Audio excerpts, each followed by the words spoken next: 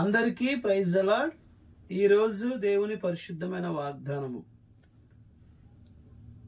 నీ పనుల భారము యెహోవా మీద నుంచుము, అప్పుడు నీ ఉద్దేశములు సఫలమగును. సామెతల గ్రంథము 16వ అధ్యాయము 3వ వచనం. ఈ వాక్యాన్ని క్రమం తప్పకుండా వింటున్నటువంటి ప్రియ సహోదరుడా సహోదరి, మరొకసారి ప్రభుపేట మీ అందరికీ కూడా వందనాలు చెల్లిస్తా ఉన్నాను. ఈ దినాన్న ప్రభు మనకు అనుగ్రహించినటువంటి వాగ్దానము, నీ పనుల భారము యెహోవా మీద మోపుము, అప్పుడు నీ ఉద్దేశములు సఫలమగునని దేవుడు ఈరోజు మనతోటి మాట్లాడుతూ ఉన్నారు. ఈ వాక్యాన్ని వింటున్నటువంటి ప్రియ సహోదరుడా, నీ జీవితంలో అనేకమైనటువంటి అవసరతలు, అక్కరతలు, అనేక పనుల భారము నీవు కలిగినటువంటి వాడిగా ఉండి వాటి విషయంలో ఆందోళన చెందుతూ దిగులు పడుతూ ఆ యొక్క పనులు ఎలా జరుగుతాయి అనేటటువంటి భయముతోనూ ఆందోళనతోనే ఉన్నావేమో. అయితే ప్రభు నీకు సెలవిస్తున్నటువంటి మాట, నీ పనుల భారమును యెహోవా మీద మోపినట్లయితే ఆయన వాటిని సఫలపరుస్తారని వాక్యము సెలవిస్తా ఉంది. ఎందుకంటే ఆయన సర్వశక్తిమంతుడు, సర్వాధికారం కలిగినటువంటి దేవుడు. ఆయన యందు విశ్వాసం ఉంచి నీవు విశ్వాసంతో ఆయన సన్నిధిలో ప్రార్థించినట్లయితే నీకున్నటువంటి ఆ పనులను దేవుడు సఫలపరిచి నిన్ను ఆశీర్వదిస్తారని వాక్యము సెలవిస్తా ఉంది. నీవేదైతే ఉద్దేశించావో ఆ ఉద్దేశాలను ప్రభువు నెరవేరుస్తారు. భక్తిహీనుల యొక్క ఉద్దేశము నెరవేర్చబడకపోవచ్చు గాని తన యందు విశ్వాసం ఉంచినటువంటి వారిని, తన రక్తములో కడగబడినటువంటి నీతిమంతులను ప్రభువు ఆశీర్వదించే వారిగా ఉన్నారు. వారి యొక్క పనులను ఆయన సఫలపరిచేవారిగా ఉన్నారు. వారి ఉద్దేశాలను దేవుడు నెరవేర్చేవారిగా ఉన్నారని వాక్యము సెలవిస్తా ఉంది. కనుక నీకున్నటువంటి సమస్యను బట్టి, ఇబ్బందిని బట్టి ఆందోళన చెందుతూ ఈ వాక్యాన్ని వింటున్నావేమో.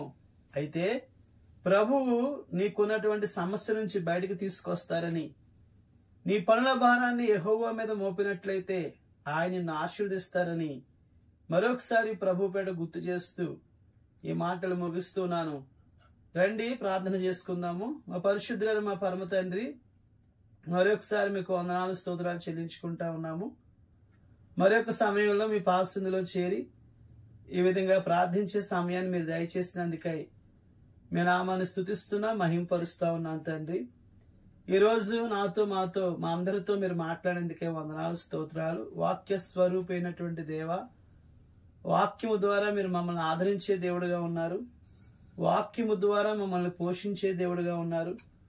వాక్యము ద్వారా మమ్మల్ని ధైర్యపరిచే దేవుడుగా ఉన్నారు తండ్రి. కనుక ఎవరు ఏ పరిస్థితుల్లో ఉండి, ఏ ఇబ్బందికరమైన పరిస్థితుల్లో ఉండి అనేక పనుల భారంతో సతమతమవుతూ వారి సమస్యలు, వారి పనులు నెరవేర్చబడడం లేదని, వారి ఉద్దేశాలు సఫలపరచడం లేదని ప్రభువా భయముతోటి ఆందోళనతో ఉన్న వారితోటి మీరు ఈరోజు మాట్లాడేందుకే వందనాలు స్తోత్రాలు. మీరెంతైనా నమ్మదగినటువంటి దేవుడవు.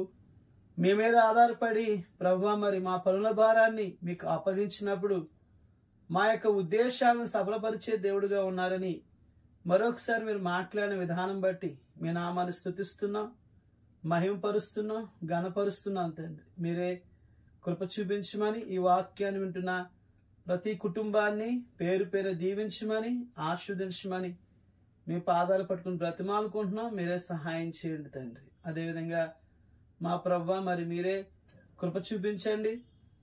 సంఘంలో ఉన్నటువంటి బిడ్డలను కూడా మీరు జ్ఞాపకం చేసుకునండి. వారి వారి అవసరతలు, అక్కర్తలన్నీ కూడా మీ నామలో తీర్చండి. ఈ వాక్యాన్ని వింటున్న ప్రతి కుటుంబాన్ని కూడా మీరు దీవించమని ప్రార్థన చేస్తా ఉన్నాం.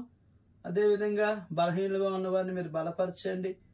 అనారోగ్య సమస్యలతో ఇబ్బంది పడుతున్నటువంటి వారికి కూడా ఆరోగ్యాన్ని దయచేసి మీ నామానికి మహిమ తెచ్చుకున్నామని ప్రార్థన చేస్తా ఉన్నాం తండ్రి. అదేవిధంగా గర్భిణీ స్త్రీని కూడా జ్ఞాపకం చేసుకునండి. సుఖదినాల కొరకై మీరు సిద్ధపరిచి మీరే మహిమ పొందుకున్నామని తండ్రి. సమస్తమైనటువంటి మహిమ, ఘనత, ప్రభావం మరొకసారి మీకు ఆరోపించుకుంటూ మీ కృపగల హస్తాలకు ప్రభువా మరి మమ్మల్ని అందరినీ అప్పగించుకుంటూ యేసు క్రీస్తు వారి అతి పరిశుద్ధమైన శ్రేష్టమైన శక్తివంతమైన నామములో స్తుతించి ప్రార్థించి బ్రతిమాలి వేడుకొనుచున్నాము పరమ తండ్రి. ఆమేన్. మన పరమ తండ్రి అయిన దేవుని ప్రేమ, కుమారుడు యేసుక్రీస్తు కృప, పరిశుద్ధాత్మ యొక్క అన్యోన్య సహవాసము కూడి ఉన్న మనకును సకల పరిశుద్ధులకును సదాకాలము తోడై నడిపించును గాక. ఆమేన్.